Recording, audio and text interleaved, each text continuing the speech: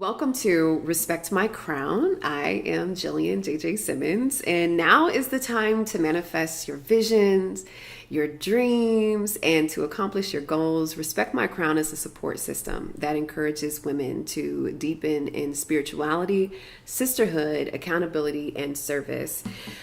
Our special guest today, she is a mother of two beautiful young ladies. She's an actress, a model, a reality TV star. She's Reggie's bae. I've had the pleasure of working alongside this amazing woman for the last year on a radio show. And it's been a pleasure getting to know you too, a different side of Tami. Ditto. I wanted to introduce Tami Roman to the show. How are you? I'm good. How are you? I am doing great. Let me push up. I feel like it's about to get deep. I got my Oprah face on today I'm like, too. what? Okay. I don't know this JJ. Yeah. So we first met. It was in 2013. I was really intimidated when I first met you because I only knew the persona from TV. Okay.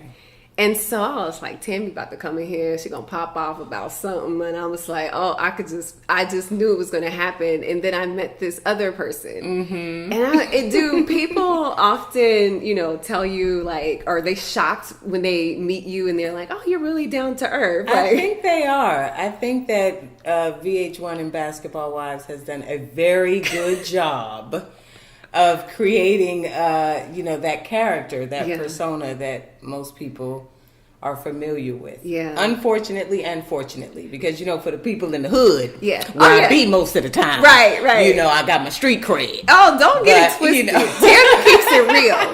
Tami keeps it real. She quick to JJ, I'm not doing it. Don't call me no more. Goodbye. Okay. All right. So it's a double-edged sword, but, I'm not going to say it's not me. Yeah. But it's not all of me. It's not all of you. You watch reality TV shows I do. too. What's like your favorite? Tell me what don't tell me your favorite. Tell me what you think is the best reality TV show of all time. Oh, wow. The Real World. Real World. Yes. The original? The original. Okay. Yes. All right. Season 2, the one I was on. Okay. Yes. I say that because all of what we're watching now spawned from that. At the time that we did that, we didn't even know what it was going to be, what it was. Yeah. And so it created this whole phenomenon that, we're so tuned into today. Oh my gosh. So it has to be the best. Who's your favorite reality TV star? Me? No. I'm gonna do Cardi B. Me? Mine. I love Nene, of course. Cynthia Bailey, love her.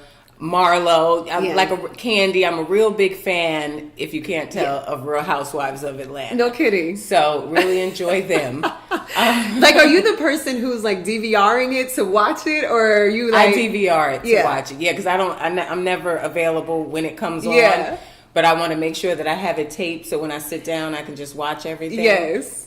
I would, besides you, of course, I really love Candy on reality TV because I feel like she's one of the first people I saw who really milked reality TV the way Candy, it's supposed to listen, be done. Let me tell you something. That Candy Burrs, she keeps a check. She keeps a check. And that's a testament to her business acumen anyway. Oh, yeah. You know what I mean? Like, we act like, oh, Candy, and we're familiar with her because of the platform that she's on now. But Candy been making money. She's been making money. We forget she's been writing songs. Oh, and, involved with film for a very long time. Oh, so, yeah. And has, all her other businesses. She got all of them. Yeah. Yeah, I remember her saying, like, when I get on here, I know what to promote. And I'm making money. Yes. Not just from the TV, but what I'm promoting. And residual income, at least 8 streams, I think she has. I've been counting because I'm trying to play catch up. But you getting them checks she too, gets it done. You took a hiatus though, right, from reality TV for like almost 10 years. It was about 10 years because once I came off of the Real World, like I said, people didn't know what it was. Yeah. So they thought we were acting. So they started calling me in for auditions. And I was booking jobs. Yeah. And I'm the type of person that, like, I'm very serious about anything that I, decide to do or delve into. So I was like, I think I need to learn how to really do this. Yeah. So I studied with Chip Fields, who is Kim Fields' mother. and one of the best acting coaches in the game. And I studied with her for like 4 years. Wow. And became really serious about the craft. Yeah. And so then I was a thespian. Yeah. So it's like I can't do reality. I'm too big. I'm too big for this. I'm just I'm trying to do Broadway. Yes. And so I vowed never to return. Yeah. That was my thought process. I'm never returning. And it was a good long 20-year career of making TV and pilots and films and just doing what I love. And then life happens. Back, yeah. And my series, a lot of people don't know, when I went on to Basketball Wives, I had just come off of a series for CBS called Moonlight. It got canceled. Oh, wow. And that's why I was like, okay, now what we going to do? What we going to do? How we going to eat? Yeah, how we going to pay these bills again? Yeah. And so I worked a year at Morgan Stanley. Wow. Because I had moved to New York and the show was canceled, and I was like, what am I going to do? And I've never been afraid of work. Yeah. So I went back to my corporate background. Really? And started, I did People not don't know that. Finance department at Morgan Stanley. And wow. Yeah, I know how to make you money. I just don't know how to keep mine. And so I did that for like a year, and then I was on the train one day and somebody said, where are you going? And I said, to work. And they said, this is not your calling. You need to get back on TV. Yeah.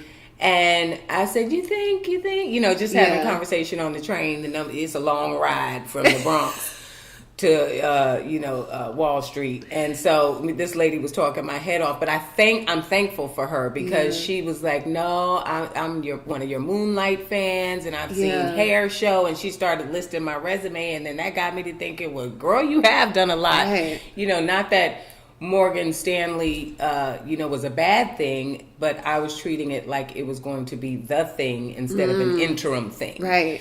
And so I said, I'm gonna figure out how to get back on TV. Yeah.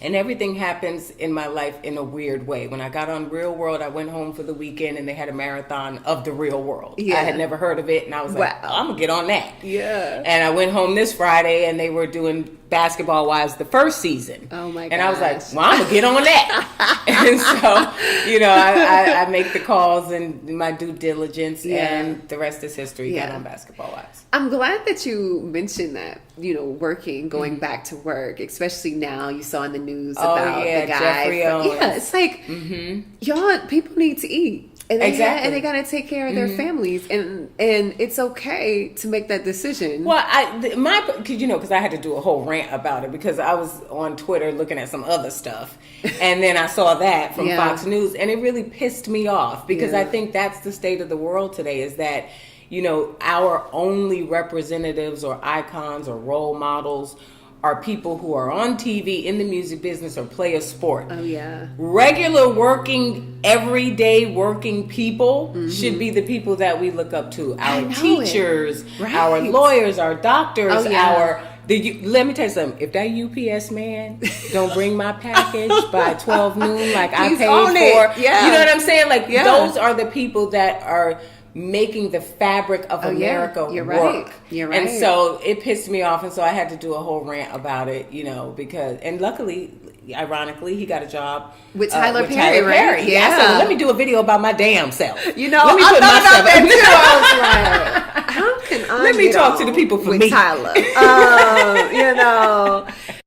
I was telling my daughter the other day, you and I talk, and my situation, and she was like, "Mommy, well, why don't you just work at a place that you like Chick-fil-A?" And I was like, but Chick-fil-A pay $13 an hour. Do they? I didn't know that. Girl. And Trader Joe's, I found out, pays $22. Let me go. You know what I'm saying? That's more than I was making when I first started. You know what I'm saying? I'm like, all right. Okay. If it gets tight again, I know where to go. Girl, listen, it's not a game. But I love that my daughter doesn't look at it like that. Right. She doesn't look at it. And she shouldn't. But she doesn't see mommy the celebrity or the radio person either. You know what I mean? But that's good, and I hope that it stays that way. There have been a lot of reality TV stars that we've seen deal with domestic abuse, right? You've had Emily B just recently with Fabulous. K. Michelle told her story of abuse. your arch nemesis, Evelyn, and then you've dealt with domestic abuse in the past too, with your husband, Kenny Anderson, and many before him, and many before. Oh, girl, and that's the thing; it happens over and over. And I know from the outside looking in, sometimes people say, like, how can these strong, minded women get themselves into these types of relationships? But it's actually really common for it to happen to anybody, even the strongest woman. But why do you think we end up in these types of relationships? I know that some people would say you attract what you are, and we look for certain characteristics in men that aren't really substantial enough so that we can see past the BS. Oh, yeah. I think the reason for me why I ended up in that type of relationship was for my desire, which I think all women instinctually have, to be loved. Oh yeah, we all want this happily ever after. Happy ever, the white picket fence, and the house and the 2 kids, and the dog. But for me, it's like you're not. It's not necessarily that you're looking for a certain type of man, or in my situation, it wasn't. It's just the strongest woman at the core of her. Yeah, she just wants to be loved. Even women that have their fathers in their lives, because a lot of women like to say, well, I didn't have my daddy, so I got daddy issues. I don't play into that at all. Yeah. I just think, we want to be needed. We're nurturing, we're maternal, we're that by nature. So we want that, interaction with with the other sex. And then when you're in it, it's so insidious. You don't even realize the abuse is happening sometimes. And you're caught in like a web, you know what I mean? And I remember you and I had a conversation about, this guy isolating you from your mother, and you just look up and it happens. You know what I mean? Right. You're like, wait, I think it's because we don't process what's actually happening because we're in it so much for what we desire to accomplish from the relationship. Oh, we just ignore it. We just ignore it, the side. And so I know with my relationship, my marriage with Kenny, because that's the one I speak about the most, only because people can identify with the person I'm talking about. Yeah. Like if I talk about Eddie from college, nobody knows who the hell Eddie is. Exactly. But we want to know though. But I don't want people to think that I'm bashing Kenny because in truth, we were both very, very young. Yeah. 2 completely different people, a lot of money involved, a different lifestyle involved. And I'm not making excuses for his behavior, but I can certainly empathize now. Oh, yeah. The Tami now is very understanding of the situation that we were in. Yeah. But, I think for me in that particular situation, to speak to your question, I just wanted so badly to have a situation where it was completely different than what I grew up in. And so my mom was a single mom. She worked 3 jobs and was an amazing mother. But I always envisioned that house that had the father, the mother, the kids, and we are going to make this work by any means necessary. And then you couple that with the fact that I was raised as a Muslim in the Muslim faith, and so women are very submissive and taught that the man is the head of the household. Yeah. So I just was like Seabiscuit, it's like choosing not to see all of the signs. Sidebar, I did not know that you got some Puerto Rican in you. I did not know that. You go to the Puerto Rican festival in New York. I don't. I am a black woman through and through, and not to let go of that side of my lineage. Yeah. But he wasn't there, and so I don't identify with that side. Yeah. You know what I mean? It's not like I don't speak Spanish. My hair done a couple of changes or 2. In texture. So I am black. That is so funny. I'm sorry, I had to mention that. It was my father who actually pulled me out of that toxic relationship.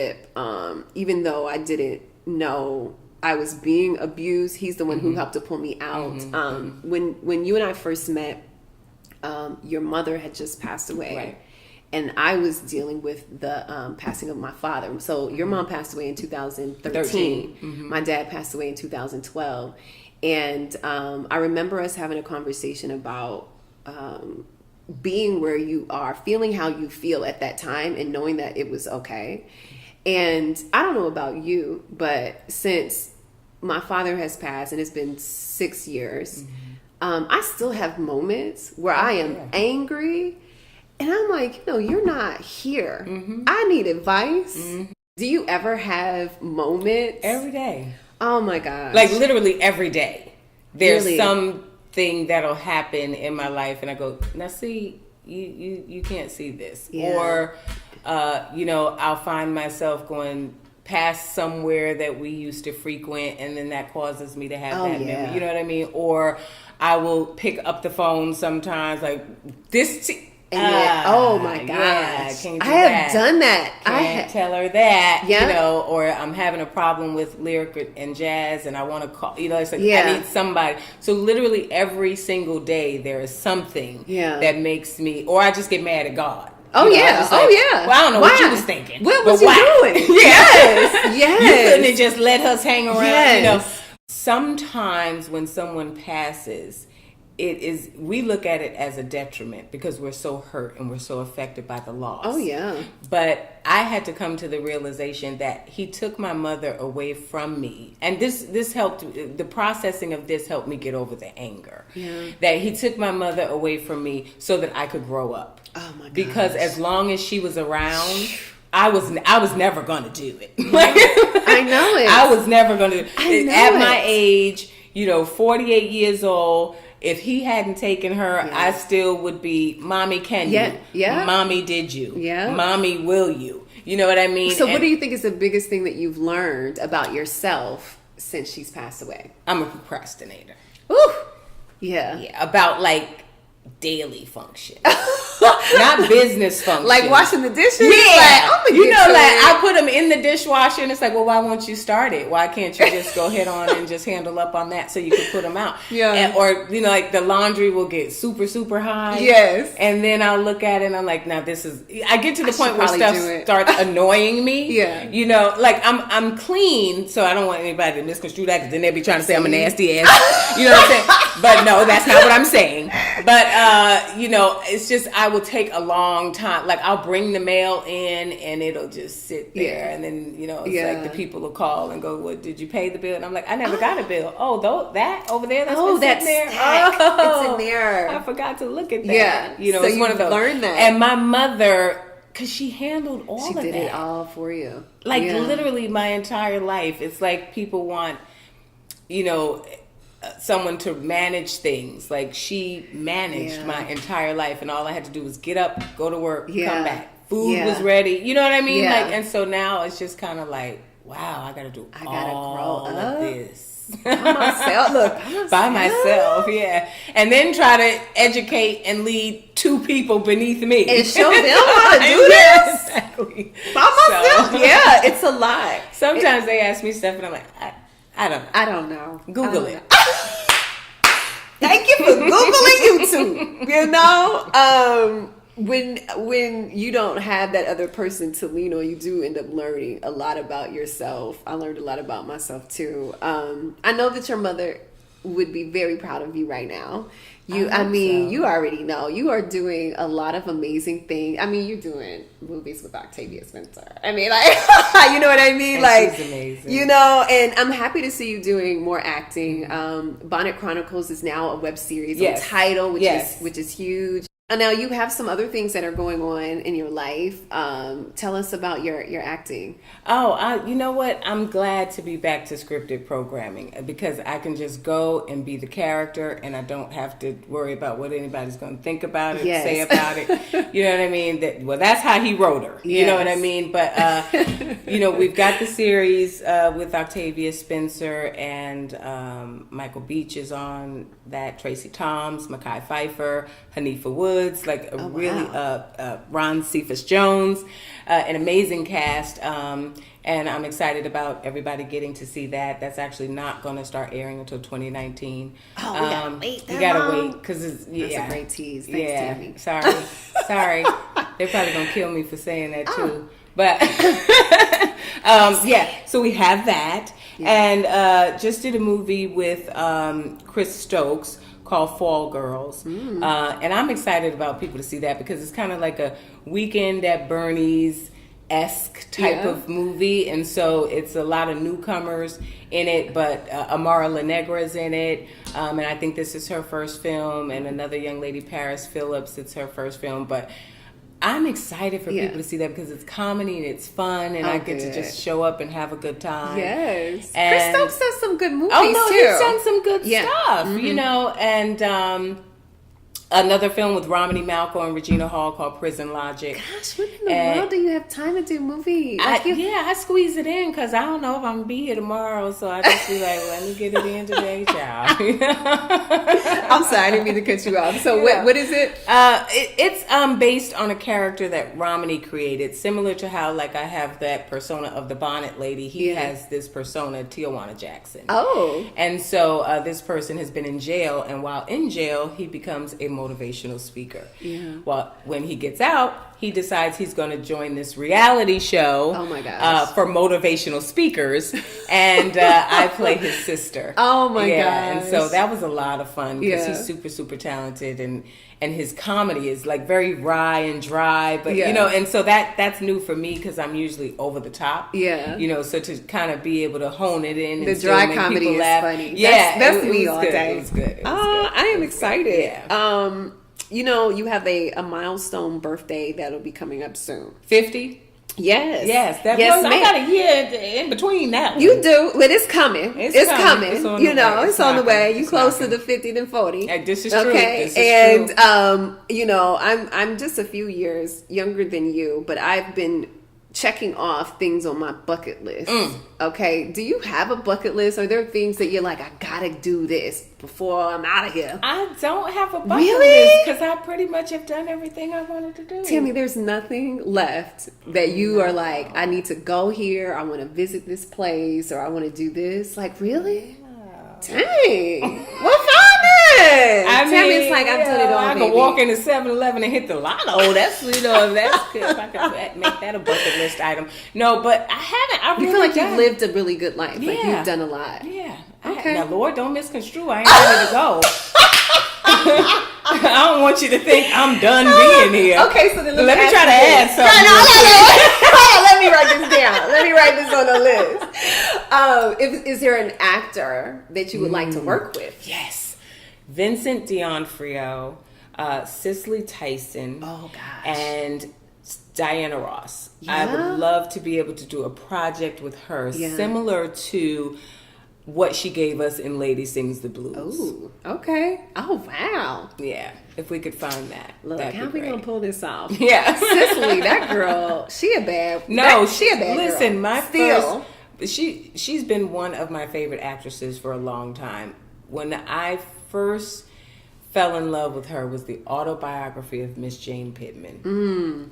And I did not know that she was a character. Like, I mean, that's how you thought it was engulfed. her. Yeah, I was like, well, they done found Jane Pittman for real. You know what I'm saying? And then to see Cicely in real life, I was like, this is it. This is what I want to do. Like my druthers of a role would be to be able to dig into something like that. Yeah. Not play the pretty girl, not the DA. You know what I mean? Yeah. Those glossy roles, but something that you really can get gritty in. We're going to make you a slave. I can do the slave thing.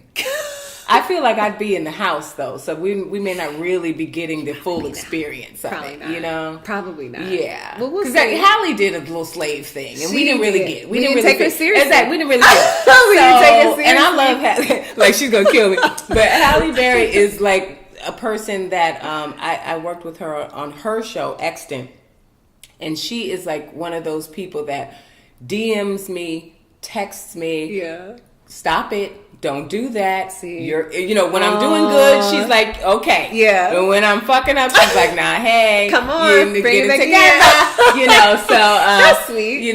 But so she'll probably kill me for that. But I ain't lying. We didn't get it from her, but we got it from Lupita.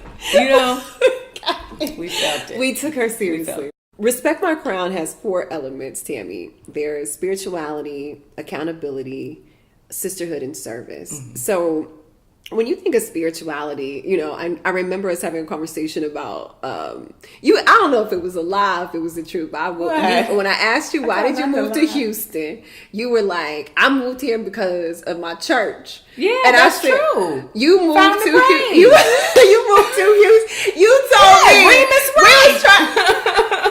So I joined Fountain of Praise. Did you? Officially joined 2 weeks ago. Very I get good. baptized on Sunday. I've never been baptized. I You've know. never been baptized? I've never been baptized. I know. I've been living this whole life unholy. So I'm going to get it together now. But yeah, so what is your church life like now? Like, is it... Okay. Are you a church goer? You watch online? Okay. So I done missed 6 Sundays. Okay.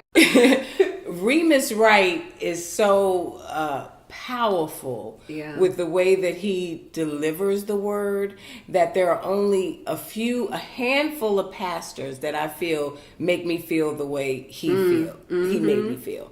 So I'm constantly comparing. Yeah. So when I go into a church, if I don't get that, then it becomes an online situation, and or I just put it on hold until I can get back to Houston. Okay.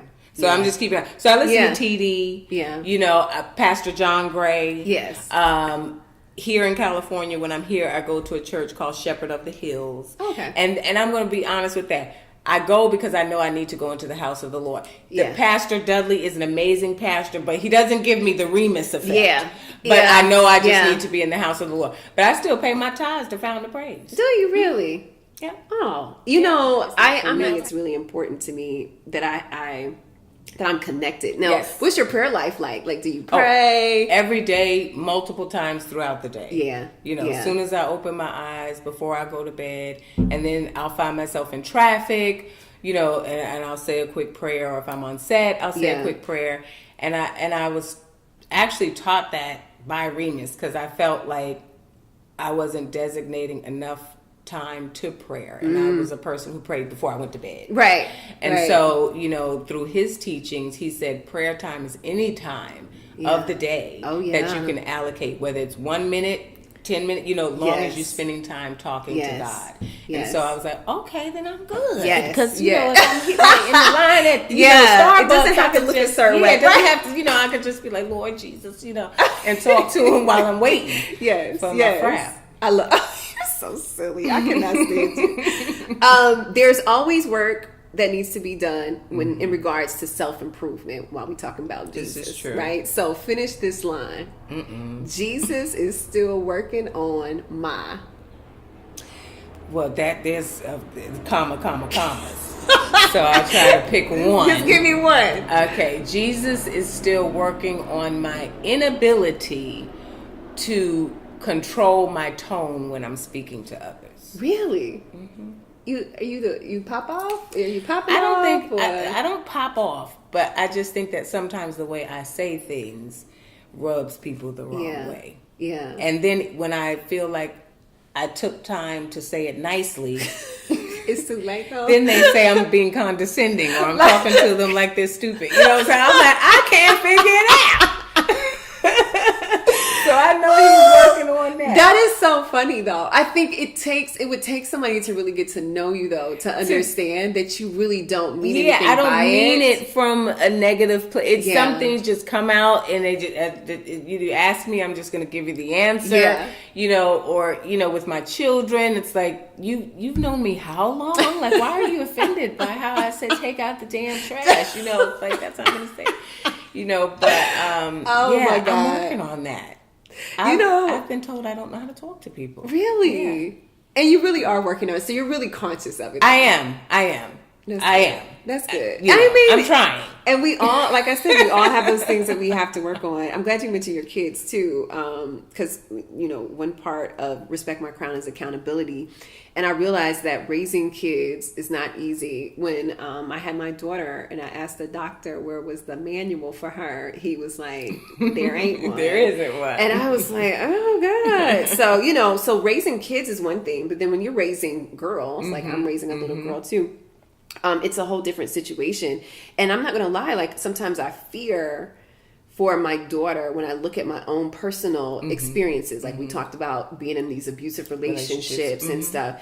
You know, it frightens me sometimes. And you seem to be very close to your girls. Do you have these open conversations with them? And how do you create a space where they feel comfortable to come talk to you? Well, since they've been in the world, I've never sugarcoated any single thing ever in life. So I think they were kind of just raised that way to feel comfortable to come and talk to me because there were no secrets. And I think that parents sometimes feel like their children are too young to understand this or they won't comprehend that. And to that I say this. If they know all of Beyonce's lyrics at 5, you know, they process that whole full song, then they can have a conversation with you as long as you put it in a context that they can understand. And so that's what I did with my daughters. And but speaking to accountability, I've also been very open and transparent about all of the things that I've gone through in my life. I told them about the abusive relationship. I talked to them about the first time I had sex. I told them, you know, when I was homeless and what that felt like for me. You know, like there's not anything that someone could walk up to them and say, "Did you know your mama?" And they go, "She told us about the time in the club in the bathroom." We know. You know what I mean? So it's one of those. And then I think that has created this dynamic between us where when they're going through something, they come straight to me. That's good. And that hasn't changed. Oh, that's good. Yeah. That's good. I'm hoping, my daughter is only 11, but I'm hoping. See, don't say only 11. Well, you're right. Because when we have conversations, I mean, she's heard me talk about being raped in college. Like she's witnessed all of these and we have these conversations, and I'm glad that she can come to me even if I'm not prepared for a lot of things. Like the whole "where do babies come from?" She's like, "No, mommy, that's not what I heard. I heard a penis." And I was like, "Wait, hold on, wait, no." And it's like, okay, so I need to have the conversation. She busted you wide open. She said you tried penis, to say something else, and she said, "That ain't what I heard. That ain't the word on the street, mama." Like, you know, so you got to go head on and just have that full, complete conversation. And then let her know it's not all it's cracked up to be. Tell her Auntie Tami said it hurts like hell. And then you don't really enjoy it. And you need to hold on to it as long as you can. Because the minute you give it away, you're never going to have that first time feeling again. My gosh. Which you won't enjoy anyway. I'm hoping she'll hold it. Exactly. I'm hoping she'll hold it till she's like 42. Me too. That's what I'm banking on. I'm going good though. 24 and 22 in today's, time. That for them to be abstinent, I'm like, that is great. Yeah. I met a woman the other day. She was 45 years old who's never had sex, and I was like, what? Yeah, now that's doing it right there. I'm thinking they're gonna top out at around 26. It's coming. Yeah, it's coming. I feel like it's. You think they're gonna tell you when they do? Mm-hmm. Really? Mm-hmm. Mama, you will not believe what happened last night. Actually, I think they're going to tell me before they do it. Yeah. Like when they get to the moment of like, I feel like this is the person. Yeah. Mm-hmm. Oh, man. Call me when that happens. I will. All right. Sisterhood. I don't see you on IG posting pictures in the club with Grey Goose bottles and a whole group of women like hashtag squad goals. You know what I'm saying? Right. Bad bitches in the building. Right. I don't see that. So like, do you have a tribe? And what does your tribe? But my tribe doesn't frequent the clubs with the Grey Goose bottles. My group of friends, I'm very selective because the word friend, I don't use it lightly. Yeah. So we're all homebodies. Like, we enjoy time in the backyard, chilling. Now, we may have a Hennessy bottle. Yeah. Or two. Yeah. And I might have a Bud Light. Yes. But, I'm more about game night. I'm more about couples therapy and interaction. Yeah. Because when you are with someone, you like to interact with people that have someone too. Because, it's a different type of camaraderie there. Yes. But, it's a small tribe? It's a small tribe. Yeah. Small tribe. Sometimes it's better for it to be small too. Yeah, I like it like that because the people that I've been friends with them for a very, very long time. Yeah. That's awesome. But to speak to sisterhood if I may. Yes, please do. Please do. I would love for women to have more camaraderie and more sisterhood. And I think that we always talk about it, but nobody really displays it. Oh, yeah. And I feel like if we put the action behind the word, we could be so powerful together. But I think women are so caught up in being competition with each other that they aren't comfortable with letting another female shine or another female win, bringing another female on on their journey or whatever, business wise, helping each other out. And that's unfortunate because men do it. They do it all the time. Yep. And that's why they're still in a position of power and in a position of control, especially in business. Oh, yeah. And I just wish we knew how to do that better. And sometimes, you want to believe that setting the example will do it. You know what I mean? I think that there are people that I know who are setting an example for me. Like, I watched them. I had a woman come up to me at one of my events right before it started. She was like, "Hey sis," I don't know this lady at all. She was like, "Hey sis," she was like, "I just want to pray over your event before it starts." And I was like, "Okay, all right."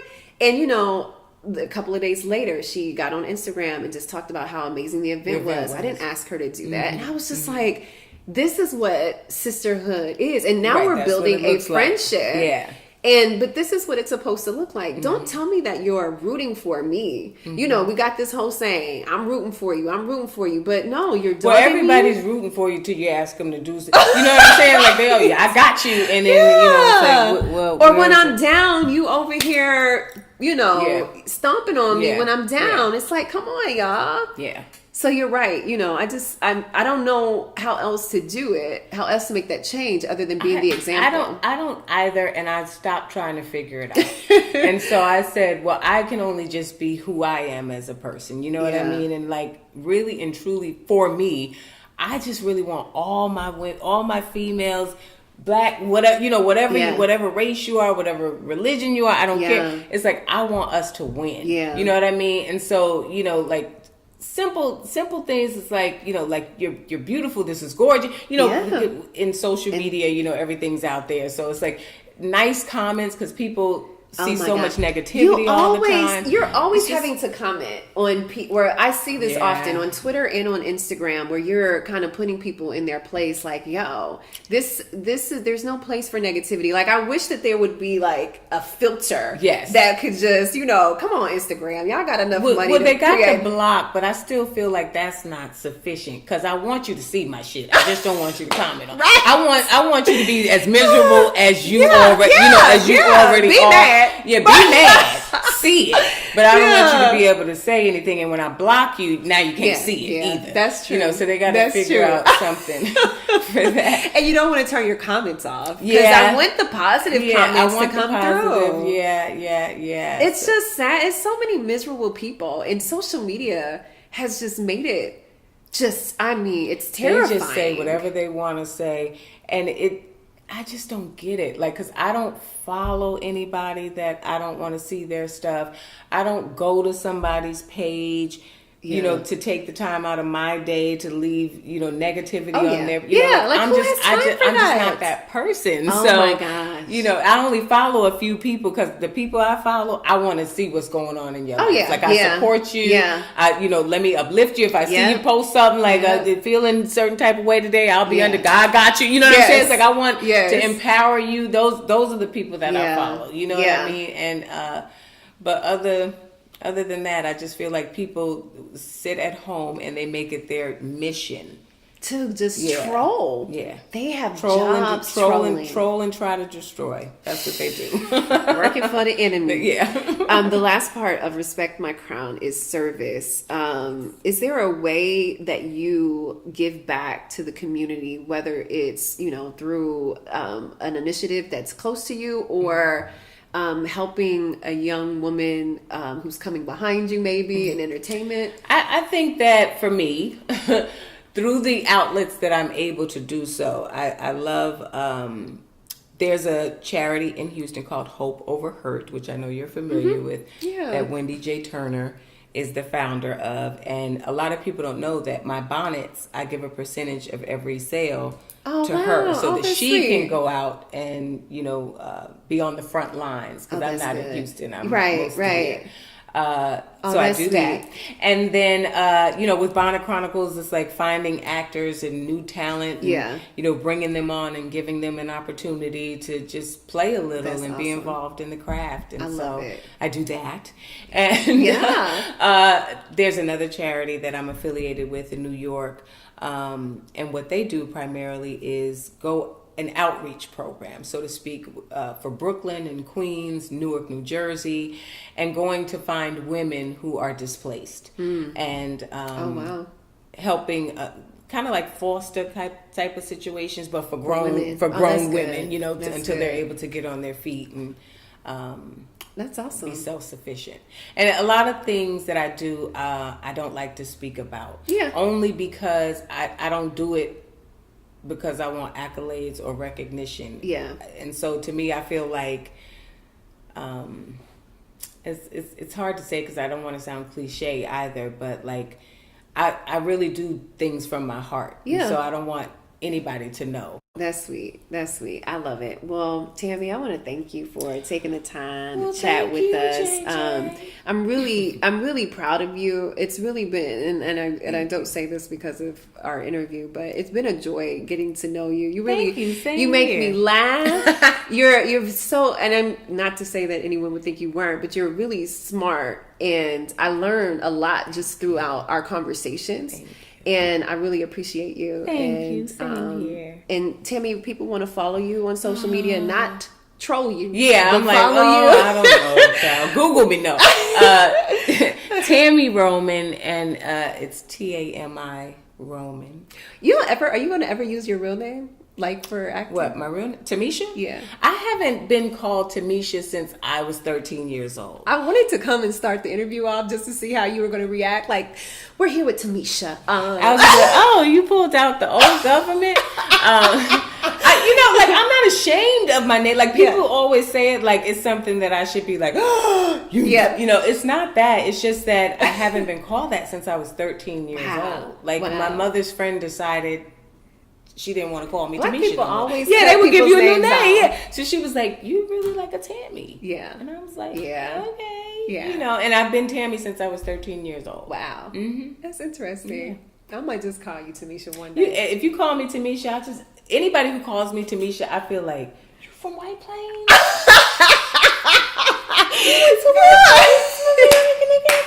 Because that's how long it's been like, because I've been looking for the pictures. And no one knows that though, right? Well, people know. Do they know? Yeah, because if you Google it, it says Wikipedia. Yeah, or Wikipedia. Yeah, and I don't know who made that up, who makes those things up, but it says Tami Roman, and then it'll say Tami Akbar, and then it'll say Tamisha Akbar. Like my name is my name, but. Yeah. Tami, leave everyone with one affirmation. Maybe there's something that you need to tell yourself every day.